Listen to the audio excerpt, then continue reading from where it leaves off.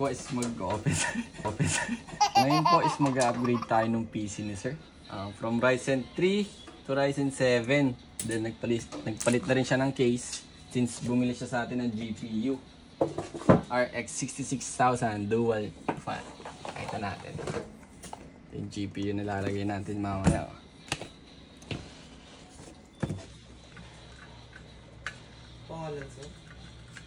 Ngayon po, tapos na natin kabit ang ating motherboard.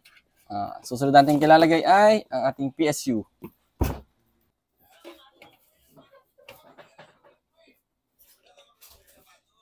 Ngayon, proceed naman tayo sa pagkakabit ng ating cooling fan para dito sa ating case. Bali ito nga pala yung kinabit na ating GPU. RX 6600 8GB. Ngayon naman, nag-cable management na tayo. Kulay.